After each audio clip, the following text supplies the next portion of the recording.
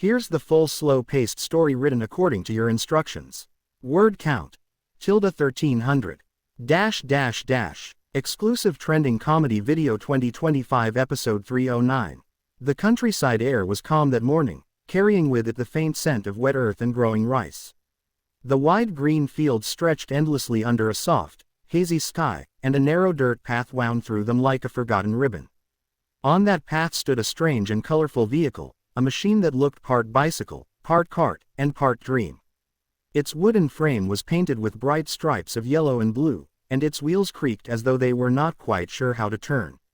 At the front of this curious invention stood a tall black and brown dog, strong and alert, with a thick yellow rope tied loosely around his neck. He looked both puzzled and proud, as if he had suddenly been promoted to the role of a horse in a small village circus. His ears twitched at every sound, his tail stiff with uncertainty, yet he stood bravely, ready for whatever adventure was about to begin. Seated on the cart were two people dressed in outfits that sparkled under the pale morning light. The man wore a golden tunic, his chest decorated with glittering necklaces, and on his head sat a tall red wedding turban. He gripped the handlebars of the cart with one hand, while the other waved a bright green stick in the air, as if commanding a royal parade. Beside him sat a woman in a red sari trimmed with gold. Her jewelry clinked softly, and her hands fluttered with nervous energy. Her eyes were wide, her lips parted in both surprise and laughter. Their names were Marcus and Emily. They were not villagers by birth, but they had always loved the quiet charm of the countryside. Today, however, was no ordinary visit.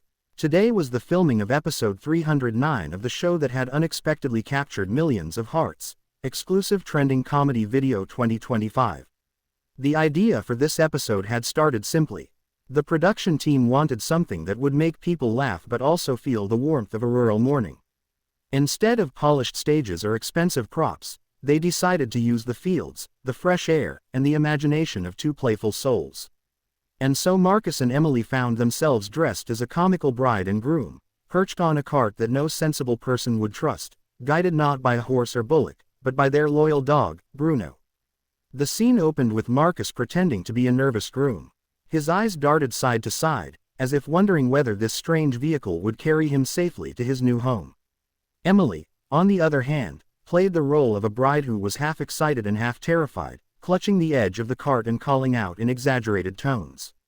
Bruno, though, was the true star.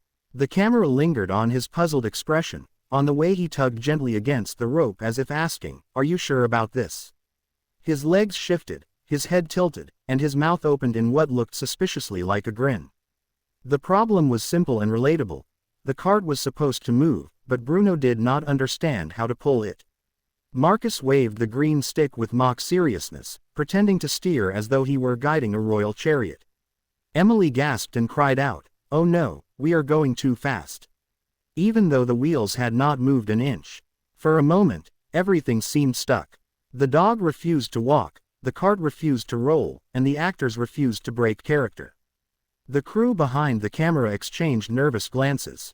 Would the scene fail? Would the laughter dry up before it began? But then came the gentle twist. Marcus leaned down and whispered something to Bruno, his voice calm and affectionate. He patted the dog's head, slipped him a small treat, and pointed forward. With a smile instead of the stick, Bruno wagged his tail once, then twice, and finally, with a deep breath, he began to walk. The cart jerked forward in a clumsy bounce, sending Emily into a squeal of comic fear. The wheels turned slowly, wobbling on the uneven dirt. The ropes stretched, the wooden frame creaked, and the dog trotted along with proud determination.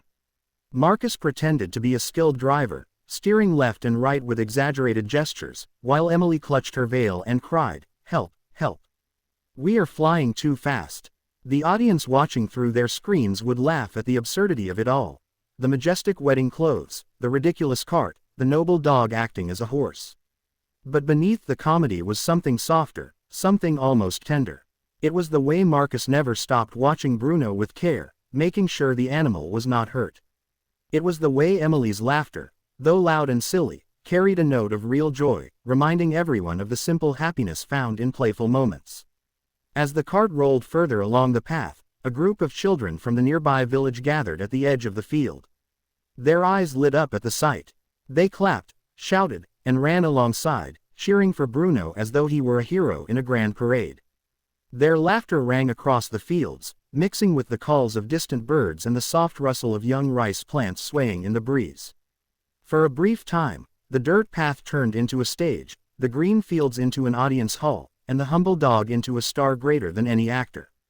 The comedy was not forced. It flowed naturally from the small accidents, the crooked wheels, the bride's exaggerated shrieks, and the groom's mock-serious commands.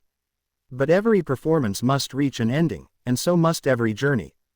After a few playful turns, the cart slowed to a stop.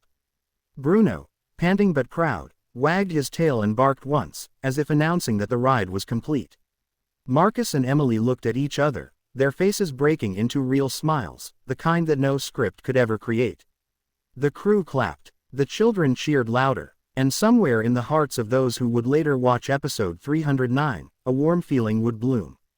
Because the truth of comedy, as Marcus often said, was not about making fun of life, it was about finding joy in the things that seemed too ordinary to notice. A cart that should not work. A dog that should not pull. A bride and groom who looked too nervous to be real.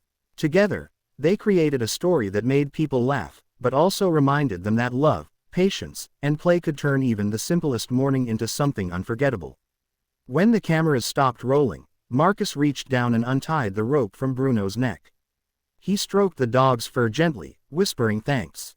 Emily leaned closer, still giggling, and offered Bruno a piece of bread from her pocket. The dog accepted it with shining eyes, tail wagging happily.